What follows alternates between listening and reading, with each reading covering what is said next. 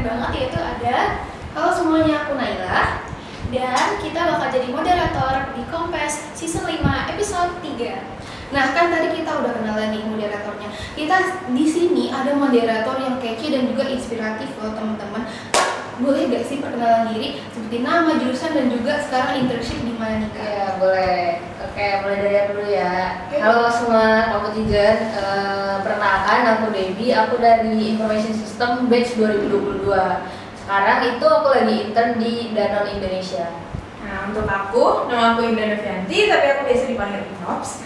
Aku dari Informatics 22 dan aku lagi intern di PT Kalbe Pharma. Wah, yaudah. Aku malah nanya lagi, yaudah gue okay. Wah, keren banget ya guys. Internnya Wah, keren banget ya guys, Kak Ina sama Kak Debbie internnya sama-sama di FMCG company saat ini. Nah, buat kompetisi yang nggak tahu.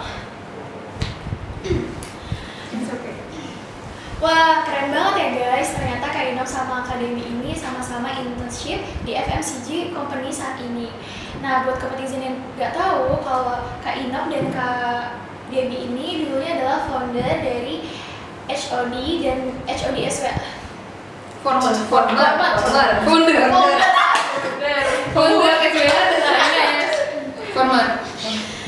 Wah, keren banget ya. Ternyata Kak Ina dan Kak Debbie sama-sama internship di FMCG company saat ini. Nah, buat para kompetisi yang kurang tahu nih, kalau ternyata Kak Ina sama Kak Debbie itu adalah former HOD SWA dan VOD dari Art and Sport.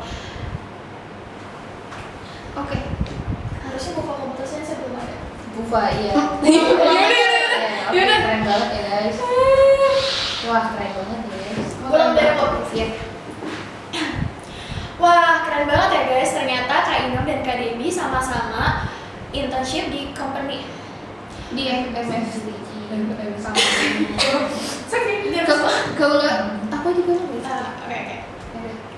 Wah, keren banget ya guys. Ternyata Kak Debbie sama Kak Inem sama-sama internship di FMCG company saat ini. Nah, buat para kompetisi yang kurang tahu, kalau Kak Inem dan Kak Debbie ini adalah former dari HOD SWA dan VOD Art and Sport PUFA Computer Science 2024. Nah, kita tanpa berlama-lama lagi langsung aja kita tanyain. Kira-kira dari Kak Inem dulu deh, gimana sih Kak ceritanya kakak bisa dapetin internship di yang sekarang?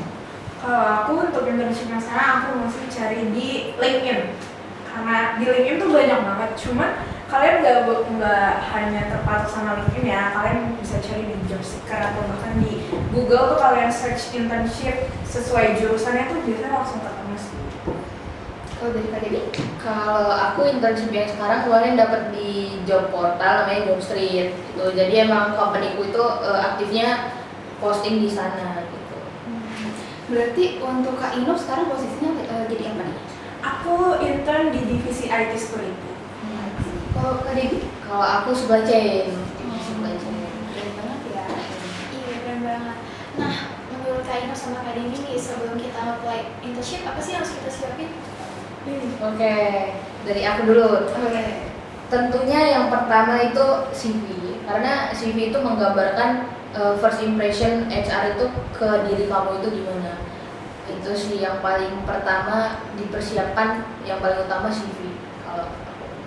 Kalau aku mungkin selain CV, kalian juga harus paham sama requirement dari pendaftaran internship itu sendiri. Kayak kalian harus terus menguasai dan kalian harus belajar dulu nih sebelum kalian apply di divisi itu gitu. Berarti untuk yang tadi Kak Debbie sebutin kan CV, berarti kita perlu gak sih Kak bikin porto untuk proyek-proyek yang kita buat?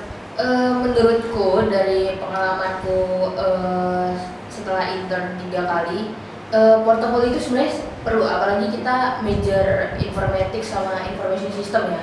Emang kita itu kan mostly nge-build a system gitu ya kan. Jadi emang portofolio itu nunjukin apa sih yang kamu udah buat gitu, sistem mana sih yang udah kamu create gitu sih. Jadi itu bakal nge-show up perjalanan selama kamu kuliah, project apa yang udah kamu kerjakan selama kuliah. Karena itu paling penting juga sih selain CV juga. selain platform yang tadi Kak Inok dan Kak Dedi disebut kayak LinkedIn, Jobseeker yang lain-lain, kira-kira kita bisa nggak sih nge-reach HR-nya dari LinkedIn ataupun dari Gmail? Bisa. Kalau di intern aku sebelumnya, aku kalau kalian mau coba-coba intern tuh, atau bahkan kalian udah kenal sama HR-nya, kalian bisa langsung kontak HR-nya, dan itu biasanya lebih fast respon ya kalau sama HR-nya. Itu sebenarnya. Kalau pengalaman pribadiku, aku first internship itu aku nge-reach HR sebenarnya. Wow. Iya, dari LinkedIn. Nah, kebetulan langsung dibales. Gitu. Aku nge-reach. Jadi bisa, jawabannya bisa banget malah. Berarti kita nanya-nanya ke HR itu kayak posisi apa aja yang lagi kosong atau kita langsung apply aja langsung nembak gitu? Posisinya apa? Kalau aku sih kemarin nanya posisi yang lagi ada open intern gitu. Jadi nanti bakal ditawarin kan, oh ini boleh lihat CV-nya, kirim CV-nya gitu sih. Bisa diterapin ya untuk Iya. batch 2-3? Jadi kita nggak langsung kirim CV-nya. Jadi kita email dulu baru kita kirim CV-nya kalau misalnya HRD-nya minta. Iya gitu sih. Jadi karena kan di LinkedIn itu kita nggak bisa asal kirim message gitu ya, apalagi HR kan. Nah jadi harus connecting dulu Ya, sebenarnya, connecting. sama Terus connecting, kayak- lalu kirim message gitu. Terus kalau dia respon ya dia pasti minta CV. Oh interest gitu kan, dia minta CV. Lalu setelah dia minta CV, dia lihat, oh bagus nih CV-nya, diterusin, ada nggak yang mau gitu user gitu kan. Oke, next gitu sih. Berarti menurut kakak-kakak personal branding di LinkedIn tuh sebenarnya berguna banget gak sih buat kerja kita? sangat berguna sekali, karena di zaman sekarang apalagi kamu nyari kerja gitu itu rata-rata HR nyarinya pasti di LinkedIn. Iya. Pasti, dan bahkan kadang ada yang HR yang kerajinan nih sampai ngelihat ke akun sosmed kalian. Benar. Tapi kalian harus membangun branding di LinkedIn ya, dan bagus ya. Bahkan lebih bagus lagi kalau aktif nge-post sih. Nah, gitu. Posting di LinkedIn itu naikin algoritma sebenarnya. Jadi akun kita itu bisa lebih dilihat sama HR sebenarnya.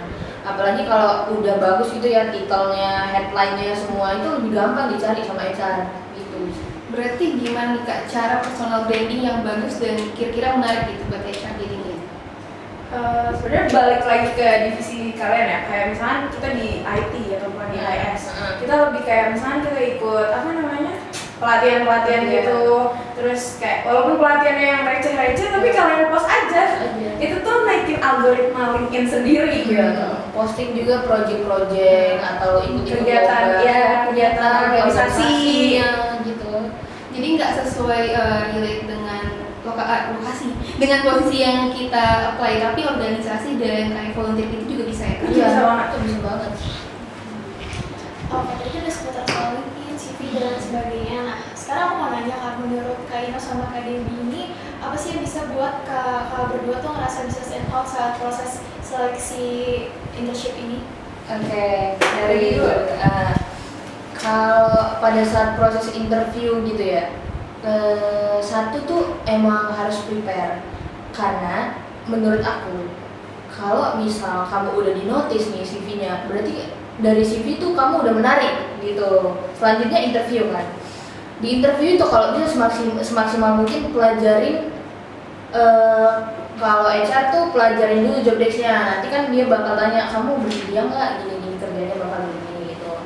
Jadi dari HR tuh sebenarnya beberapa HR itu ada yang menilai sebenarnya gimana cara kalian berkomunikasi, karena kan ada yang gagal di HR juga kan, nggak sampai ke user gitu. Kalau sudah lolos di HR ke user, pelajarin lagi requirements-nya. Kalau bisa, kalau aku sendiri ya, ini tips sebenarnya dari aku ya. Aku tuh pelajarinnya, aku buat project dari situ. Aku nge-challenge diriku sendiri jadinya. Jadi misalnya di job desk-nya can deploy AWS gitu. Aku tuh nggak pernah belajar AWS, tapi karena aku pengen, jadi aku nge-challenge diriku sendiri. Aku download AWS, aku cari akun gratis, jadi aku pelajarin tuh gitu. Aku yang benar-benar prepare. Jadi dari mindsetku sendiri tuh bukan sekedar lolos, tapi gimana ya caranya biar walaupun aku nggak lolos, tapi user dan HR ini ingat ke aku. Jadi bisa masuk ke kategori berkesan benar. Talent punya mereka juga bisa masuk. Karena kan nggak semua kalau nggak semua penyebab nggak lolos itu karena kamu nggak bisa. Kalau kamu udah berusaha kan kamu pintar tapi nggak lolos berarti ada hal lain. Tapi nggak menutup kemungkinan kamu bakal dipanggil lagi. Itu sih. Jadi bukan soal tentang skill menurutku. Pelajari juga cara berkomunikasi gitu sih di tahap interview. Menambah mungkin ya tadi kata Debbie kayak ya itu tadi aku bilang yang kalian lebih mempelajari dari requirement-nya sendiri dan kalian ajarin basicnya aja deh, basicnya aja seenggaknya kalian tahu gimana caranya gitu. Itu berguna banget. Berarti untuk Kak Inof sama Kak Devi kira-kira ada tools gak sih Kak yang ngebantu Kakak banget pas internship ini, apalagi yang relate dengan posisinya yang sekarang gitu? Excel. Mostly ya, yang pengalamanku selama aku internship udah 3 atau 4 kali ya. Sebenarnya yang paling penting itu how to analyze data sebenarnya. Itu tuh common yang kamu harus tahu sebenarnya cara mengolah data. Terus apalagi sekarang di zaman era digitalization kan, company itu lebih senang lihat anak yang punya ide buat nge-improve area mana nih yang perlu digitalisasi gitu sih menurutku. Jadi kalau yang paling penting itu skill analitik data sih. Excel kalau kamu pengen lebih ke jenjang berikutnya SQL gitu. Kalau pengen lebih pro lagi Python gitu sih. Kalau dari Kak Inof? Aku mungkin ke cyber ya. Cyber. Kalian coba buat belajar Burpsuite itu digunain untuk apalagi untuk pentas dan di security di company manapun itu berguna banget. Terus kalian belajar tentang SOC. Kalian cari sendiri tuh SOC apa dan tools-toolsnya kalian bisa cari di Google, di ChatGPT ataupun itu. Dan kalau misalnya kalian masuk ke bagian intern di IT security yang ke versi manajemen, kalian harus belajar tentang Oracle, IBM, Active Directory sih itu. Bisa dicatat nih untuk teman-teman yang mau apply IT security dan juga concentration-nya cyber security ini. Nah, tadi kan Kak Inof sama Kak Debbie udah mention tentang soft skill kan, tentang communication dan teamwork. Nah, berarti itu kan penting banget nih Kak. Nah, menurut Kak Debbie dan Kak Inof nih, kalau itu gimana sih caranya biar kita ngembangin skill itu? Rajin-rajin latihan sebenarnya itu kan makanya kalau bisa suka challenge. Jadi kamu itu harus bisa nerapin kayak curious kamu itu tinggi. Jadi kamu suka gitu belajar hal baru gitu loh. Jadi sebenarnya jangan semata-mata kamu bisa sih kalau kamu pengen expert di skill itu ya perdalam. Kalau kamu sudah yakin nih kalau mau berkecimpung di dunia cyber, perdalam tuh cyber gitu. Kalau skill-skill yang lain kayak Excel ya itu kan buat penunjang, penambah aja kayak cuman gini-gini gitu. Kalau kamu yang benar-benar pengen expert di satu posisi, perdalam posisi itu tools apa seperti yang dibilang Kak Inof tadi, dipelajarin, terus di-apply aja posisi ke sana gitu sih. Kalau aku dari soft skill ya, communication. Terutama buat yang introvert mungkin ya. Kalian coba untuk banyak omong sih. Maksudnya kayak ya udah latihan aja ngomong dan kalian nge-challenge diri kalian buat sekedar kenal sama orang baru, entah kayak kalian pesen minum atau apa terus kalian bisa sapa si baristanya itu kayak tentang hari-hari dia gimana, seenggaknya kalian menambah soft skill kalian, menambah cara kalian berkomunikasi. Karena di kantor itu fun fact-nya masuk kantor harus bilang morning. Pagi banget.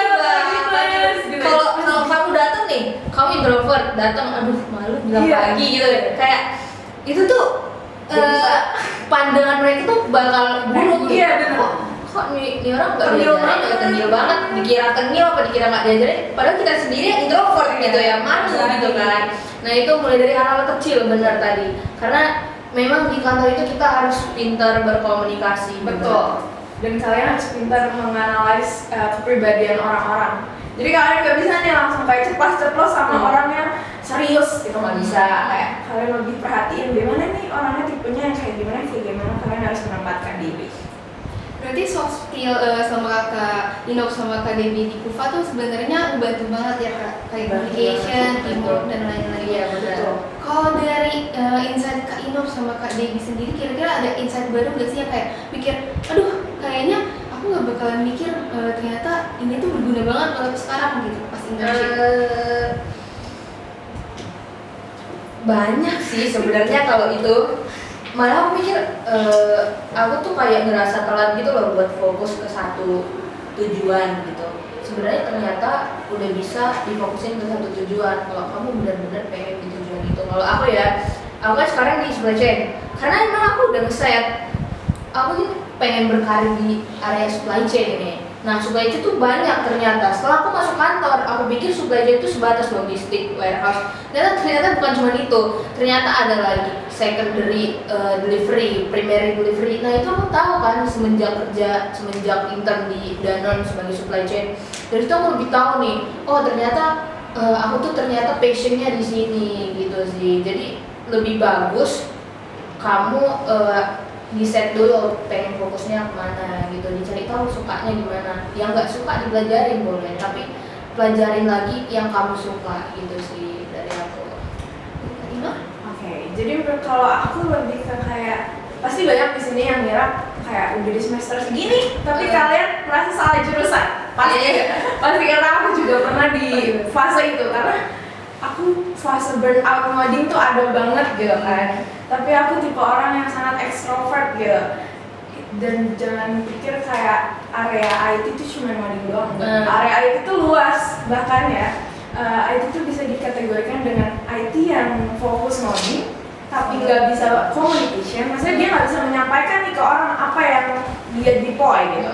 Nah, ada orang yang bisa communication tapi dia hanya memahami materi, dia nggak bisa yang ngoding langsung. Nah, kalian harus fokus tuh di situ. Kalian mau ditipe orang yang mana nih? Kalau emang kalian lebih pro ke yang bisa ngomong, ya udah kalian asah skill kalian untuk communication dan kalian asah materi apa nih yang buat disampaikan gitu. Biasanya IT consulting gitu, Yes. IT consulting. Kalau nggak PM project gitu. Jadi critical thinking-nya, problem solving-nya main tuh Betul. di sana, design thinking gitu ya. Nah, sekarang menurut Kak Inop sama Kak Debbie, insight baru apa atau culture atau ilmu mahal baru nih yang kira-kira paling penting buat kita bawa untuk persiapan nanti internship? Dari coach, mindset, growth mindset. Jadi growth mindset itu yang bakal menuntut kamu gimana kamu beradaptasi di lingkungan baru, gimana kamu belajar hal baru gitu ya. Jadi growth mindset itu dituntut kamu tuh mindsetnya bukan berpikir aku gagal, aku nggak bisa, bukan seperti itu. Aku harus bisa, aku harus belajar. Growth mindset itu penting banget. Kamu harus nerapin growth mindset di apalagi di dunia kerja ya, buat ngelatih dari internship. Karena itu dari internship itu udah masuk dunia profesional kan. Di situ banyak orang, banyak profesional juga. Dan kamu itu just intern gitu ya. Nggak semua orang sebenarnya nggak semua orang respect sama intern sebenarnya. Maksud aku tuh nggak semua orang pengen sabar gitu ngajarin intern. Jadi bukan kamu intern itu sekedar kerja, jadi aktif. Growth mindset itu harus kamu tanemin selama kamu intern nanti. Gimana caranya belajar hal baru gitu, mau tahu itu tinggi gitu. Growth mindset itu memang penting. Kalau mereka?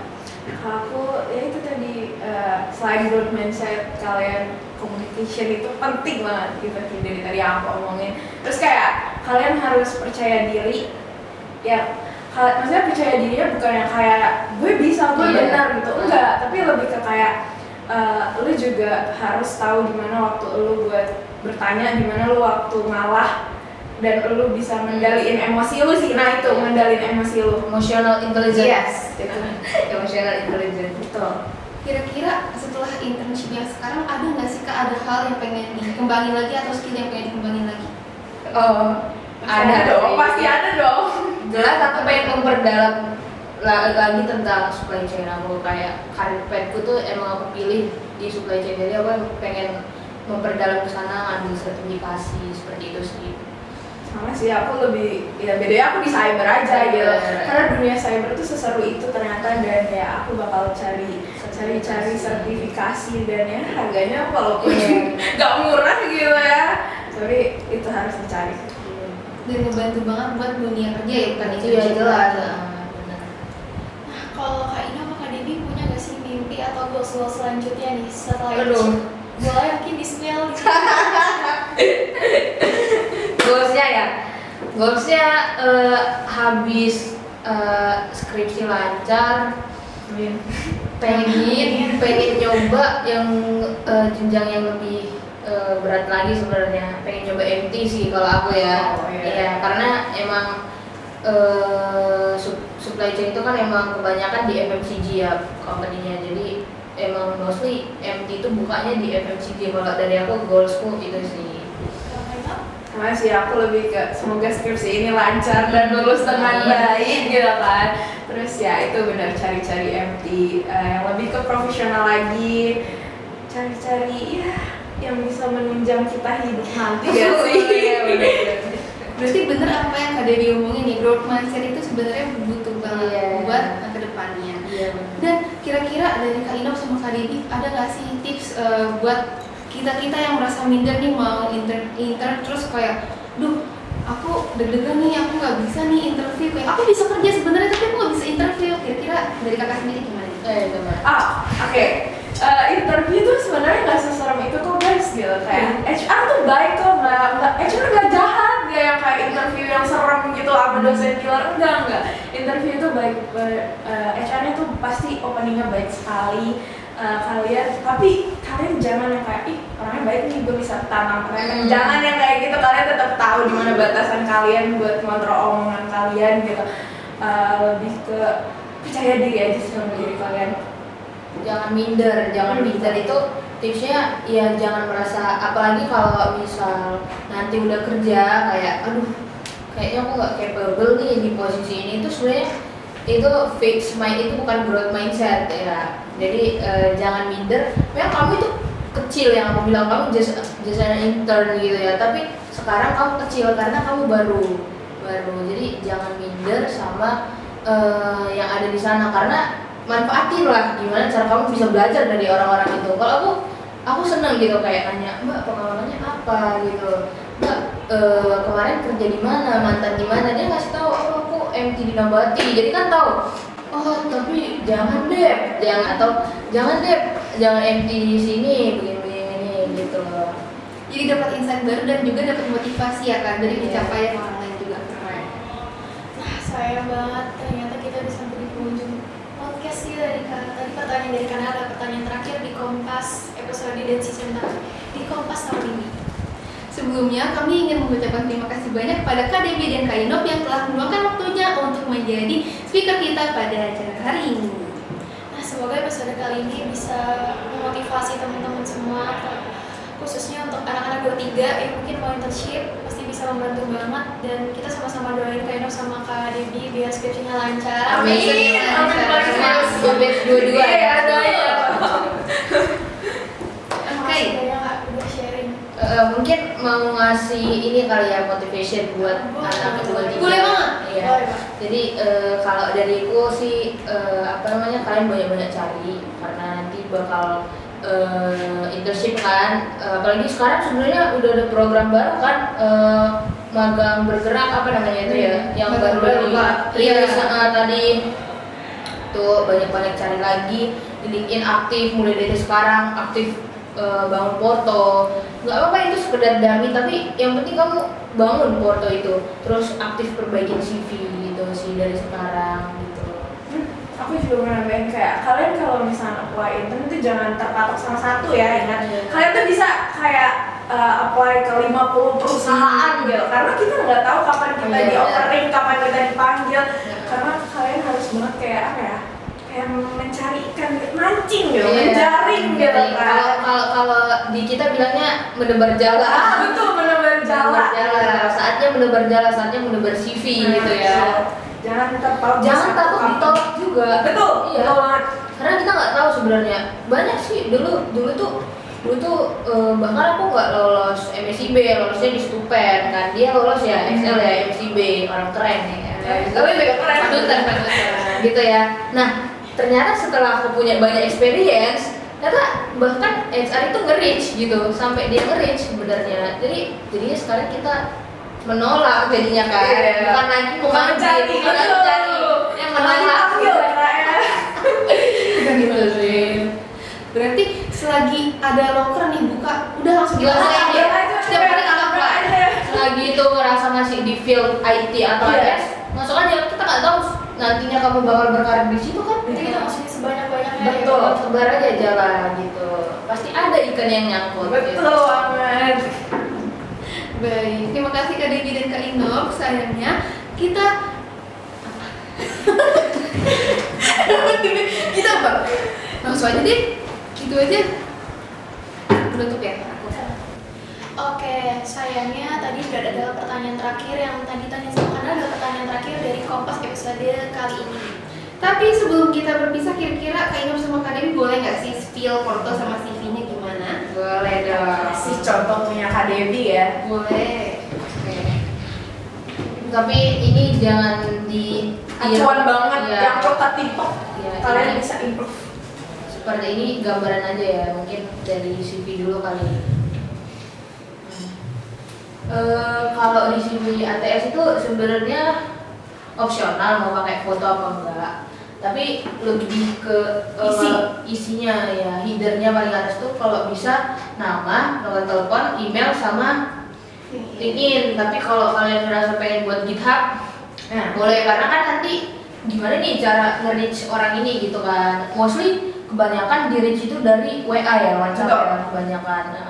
Terus ya ini kayak kalau bisa di headline ini tuh jangan yang native apa ya, yang native kalimat gitu loh, maksud aku kayak I am, jangan yang begitu, kayak jelasin aja kamu itu siapa, passion apa. Kalau aku kan langsung ngejelasin passion about gitu kan, terus aku itu apa gitu, final year student gitu. lebih ke inti.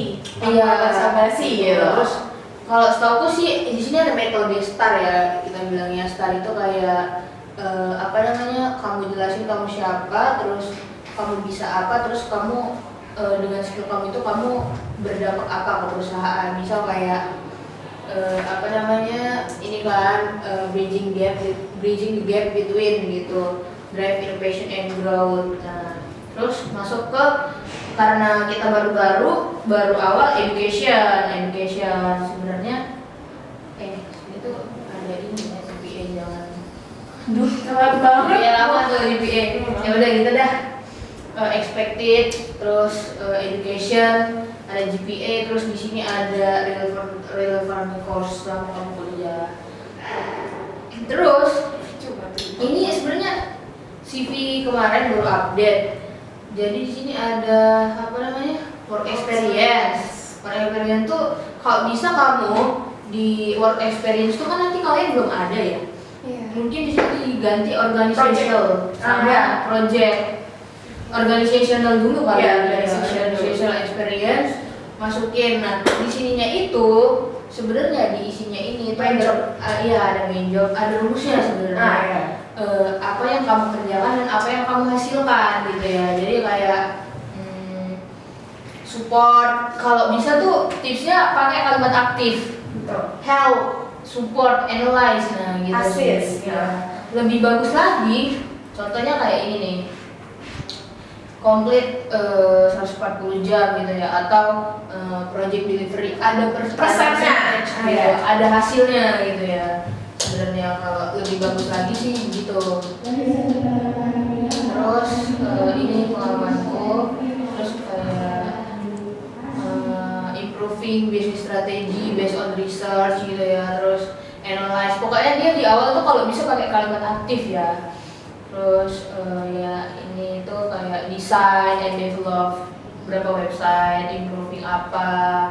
Kalau kamu ngerasa di project kamu tuh kayak ada nih project yang unggul nih dari projectku apa tuh, misal kayak aku terapin AI di dalam gitu, kasih aja AI kayak atau aku terapin machine learning atau model berapa persen akurasinya, aku bisa tapi Persen persen sih, iya akurasinya loh, total yang udah poinnya itu total itu angka itu sebenarnya bagus juga di ATS. Terus selanjutnya ada organizational experience. Fun fact-nya, kalau dari personally aku nggak suka CV yang banyak. Karena kalau aku main karakterku sendiri, main brandingku itu yang benar-benar aku gitu. Jadi aku satu aja nih aku highlight BEM Faculty of Computing karena yang benar-benar aku lama di situ dan benar-benar aku rasa itu bakal dibaca. Nah itu aja di highlight. Jadi aku kayak highlight kerjaanku selama aku organisasi. Terus kayak tadi kalau bisa ada presentasinya, ada hasilnya gitu ya. Sabarin. Kalau buat project juga kayak gitu ya, jangan yang kayak project asal-asalan. Tapi menurut aku kayak big three kalian yang benar-benar kalian kuasain dan kalian deploy-nya kalian kuasain lah intinya. Gitu sih. Oke, tadi udah organizational experience. Mungkin kalian karena belum ada work experience ya, nanti project organizational, sama kalau misalnya ada part time bisa sih ditambahin di work experience. Tapi kalau kalian ngerasa itu penting, tambahin aja. Tapi jangan yang nggak penting-penting tuh jangan ditambahin ke CV. CV itu bukan semakin banyak CV-mu semakin dilirik, bukan ya. Justru semakin banyak CV semakin mahal. Iya betul, males banget. Karena kan ATS itu dia sistemnya based on research Data ya, gitu kan. Misal kayak di requirements-nya can use SQL. Di CV itu bakal di screening, ada nggak kata-kata SQL gini. Kalau nggak ada, CV itu jelas nggak bakal dilirik gitu. Nah bisa ya di sini additionalnya lah ya, kayak kalau menurutku cukupnya sih language, art skill, certification, competition gitu ya, sama achievement. Kalau kamu ngerasa nggak ada, gak usah dipaksa. Ada yang ada aja, jangan diada-adain ya. Nanti ditanya malah kalian nggak bisa jawab. Misalnya nih Kak, kalau misalnya kita pengen apply di IT support, tapi kita punya nih course di UI UX, kira-kira tetap dimasukin atau emang yang relate sama posisi yang kita pengen aja? Bisa masukin aja, karena beberapa pasti nanya juga, oh kamu bisa ini ya gitu. Kalau kamu merasa itu kayak berguna, Jago. Iya, kalian paham gitu ya. Jadi UI plus gitu Iya, ya. karena bakal ditanya, oh kamu bisa ini juga, bisa dikit gitu. Kayak aku sebenarnya aku tuh nggak terlalu paham Figma, tapi aku pernah nih pakai Figma dan dulu pernah suka main Figma gitu buat foto di Figma gitu kan. Jadi kita masukin aja gitu Masukin ya. aja, kalau kamu nggak bisa jelasin aja. Nah ya, yang penting kalian pas ditanya tuh bisa ngejelasin aja itu aja sih. Gitu sih. Berarti kita opsional juga ya kamu naruh foto kita yang formal atau Iya, kalau aku sih tim yang nggak naruh ya. Aku tim naruh. Tapi sebenarnya yang ngaruh gak sih Kak mau naruh foto formal atau enggak di sini? Sebenarnya balik lagi ke usernya sih, kayak ada emang yang usernya ngelihat isi, bener-bener isi dari CV kamu, ada yang emang kamu ini menarik gitu dari segi personal kamu gitu. Karena sebenarnya ya, semakin profesional kamu, semakin user itu nggak on cam saat interview. Iya betul. Karena pengalamanku, dulu aku interview semua userku tuh on cam. Ternyata semakin aku profesional, maksudnya semakin banyak pengalamanku, semakin user itu nggak on cam. Malah kamu itu kadang disuruh off cam. Kalau ngerasa dia ngelek-ngelek dikit nih kan, kayak off cam aja nggak apa-apa gitu. Karena yang penting itu kan pengalaman sebenarnya yang didengar gitu. Karena semakin lama memang ya ngapain juga lihat Muka orang dulunya lu gitu loh. tapi kan karena mungkin udah banyak pengalaman gitu ya. Gitu sih kalau seputar CV NTS tadi. Kalau sertifikat itu perlu dimasukin gak sih Kak? Sertifikat yang menurut kamu itu bergengsi ya masukin aja, jangan kayak sertifikat menang memasak, nggak mungkin ya. Ya nggak relate dengan posisi kita. Ngapain juga gitu kan, kayak ya orang ngapain Masukin sertifikat masak itu nggak butuh masak. kurang sertifikat kah gitu kan, mending gak usah dibuat gitu, gak usah maksa. Makanya jangan terlalu dipaksa, jangan diada-adain juga gitu loh. Kadang tuh aku ngelihat gini, contohnya CV temen aku ya, ada yang dia mau apply-nya di bidang cyber security gitu, aku nggak tahu ya, kurang tahu posisinya apa. Tapi aku ngelihat di situ dia ada pengalaman ikut lomba, tapi dia nggak menang, tapi dia naruh sebagai partisipan. Itu membantu nggak sih Kak, atau kayak ya udah itu mah kasih aja gitu? Menurutku boleh sih itu dimasukin karena kamu aktif berpartisipasi kan. Nah, paling ditanya, oh pernah ikut lomba ini, pernah menang nggak? Jadi bahan lelucon aja. Iya, menang nggak? Kenapa nggak menang? Ada Iya. apa? Lawan kamu kenapa? Lebih ke kayak gitu Kenapa sih. nggak menang gitu ya? Berarti kita lebih pintar-pintar ngejawabnya aja gitu gimana Betul. ya? Komunikasi skill. Betul. Habis itu kita langsung bahas Porto aja Porto. kan? Oke, boleh deh Porto. Nah ini sebenarnya Portonya belum masih pakai project-project yang selama kuliah sih sebenarnya. Belum diupdate ya? Belum diupdate karena kayak ngerasa aduh udah nggak usah lah. Oke, lanjut aja. Yang penting isinya. Iya, jadi lebih bagus tuh di Porto itu apa namanya sampul dulu ya, itu cover. Terus saya meriah banget. Cover, iya, terus ya highlightin nama, terus kamu itu Siapa? gitu Siapa? ya, ya terus kayak enthusiasm itu kamu mau di mana gitu. Sebenarnya opsional sih, cuman menurutku ini udah proporsinya udah bagus gitu ya. Terus masuk lagi ke page ketiga itu about. Nah di about ini education sama tools yang kamu pakai, terus work experience yang kamu paling nanti ditambah sih di organizational experience kalian gitu ya.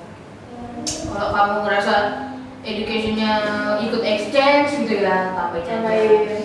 Jangan yang aneh-aneh, gak usah ditambahin yang kayak gimana caranya Porto kamu itu visualisasinya apa ya, bagus gitu loh, visualnya itu bagus karena Nggak ribet, nggak konsisten gitu Ya, ya. betul, Ini kan termasuk konsisten gitu kan warnanya gitu ya.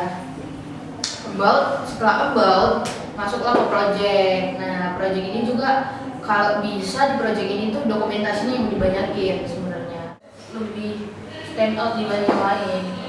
Nah ini project lagi apa analyze gambar. Terus ini project tentang data visualization pakai Power dan Gablu, dan ini project pas aku kuliah, ini project oh iya aku mau kasih tahu ini tuh kan project bangkit. Kalau ini project ini aku coba-coba, jadi kayak tadi apa namanya project latihan gitu ya, tapi aku ngerasa ini bagus gitu kan. Terus ini juga aku project dummy, project latihan, karena pas kuliah tuh aku ada belajar data visualization, jadi aku buat project dummy gitu ya. Nah dan ini project pas kuliah nih buat mobile development, pas belajar mobile programming kan. Terus ini web development juga ya, web biasa. Terus ya ini project tentang supply chain management gitu ya. Terus ya ini certification, tadi pertama home, terus kedua about, terus ketiga project, empat certification. Nah di sini tuh jangan yang masukin kayaknya aku nggak ada masukin sertifikat organisasi, malah kebanyakan sertifikat yang course gitu kan aku masukin. Nah ini sertifikat MSIB bangkit kemarin itu sih.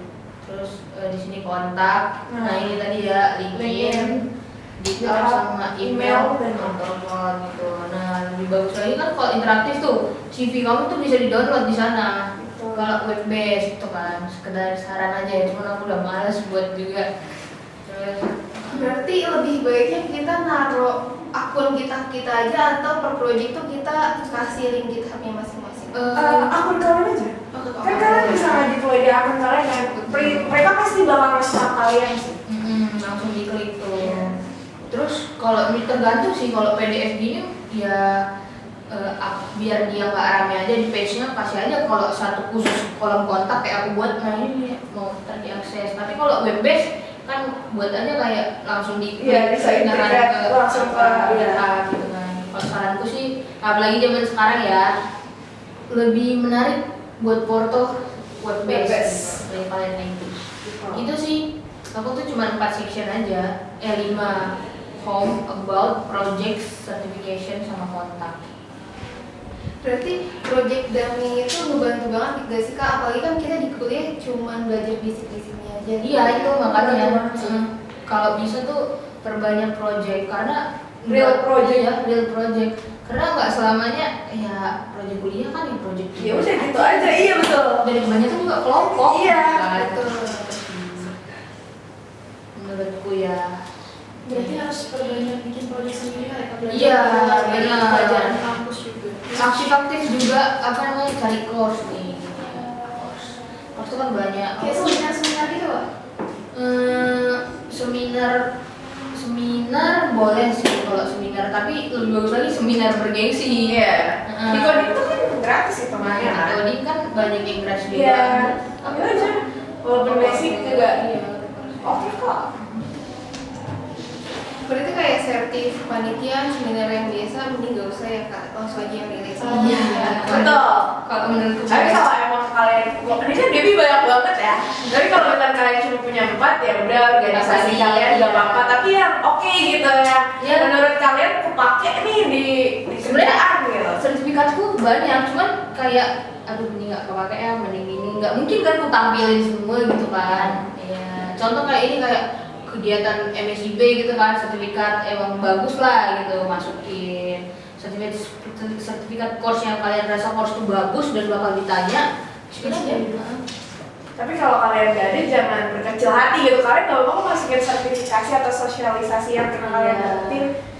Yang penting relate aja sih kayak ke dunia kerja gitu. Tadi itu kalau nggak ada ya dicari. Betul, kalau nggak ada dicari. Itu sih. Yang lain. Kira-kira ada nggak sih Kak gitu tips buat porto kayak Kak Dewi gitu, atau mungkin bisa yang lebih lu kira-kira yang menarik gimana sih? Yang menarik pertama banget tuh visibility sebenarnya. Visibility terus konsistensi itu ya. Karena kalau dilihat gimana orang itu betah melihat portofolio kalian tuh dari konsistensi warna. Tapi sebenarnya nggak semua harus pakai portofolio sih. Tapi kalau kita IDIS tuh pakai. Nggak pasti sih, cuman banyak Kebanyakan pasti bakal ditanya ada Iya. portofolio nggak gitu. Share. Makanya jaga-jaga aja buat aja portofolio. Jangan cuma CV nggak cukup. Jadi fighters juga. Oke, terima kasih banget buat Kak Debbie dan Kak Enak udah share-share tentang CV dan portofolio ini. Nah, semoga Kompas kali ini, episode kali ini bisa membantu banget buat kompetition juga, khususnya buat kompetition angkatan 23 ya, yang lagi berjuang buat internship nanti. Dan kita sama-sama doain buat Kak Enak sama Kak Debbie biar skripsinya lancar dan sukses. Semua batch 22 semoga Iya. skripsinya lancar. Iya. Mungkin pesan buat adik-adik batch 2023 mungkin apa namanya dari sekarang prepare, siapin CV sama portonya seperti yang aku bilang tadi, gimana caranya kamu bisa stand out dibanding yang lain. Karena aktif-aktif mencari aja gitu loh. Karena kalau kamu semakin banyak mencari, semakin tahu tuh, oh ternyata jam segini itu HR tuh posting job gitu, atau gimana cara cari postingan tentang internship di LinkedIn itu tuh ada caranya sebenarnya. Terus apa namanya, tebar jari. tebar jala. Kalau kamu nebar jala rajin, pasti ada ikan yang nyangkut gitu sih. Terus kalau preparation buat interview kayak tadi yang aku bilang, di prepare jangan ngasal ya gitu, karena kesan itu penting banget gitu.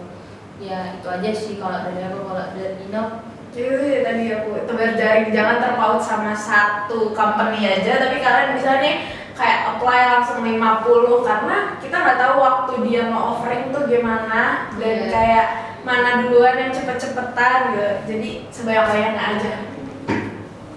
Jadi kalau misalnya ada kesempatan langsung aja di apply terus. Gas aja, Iya. gas. Sebanyak-banyaknya. atau kalau ada yang mau minta template CV, kontak aja.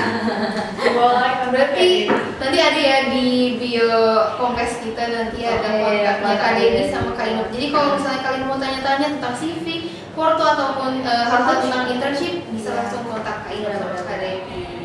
Baik, aku Nailah dan ada partner moderator aku Angel.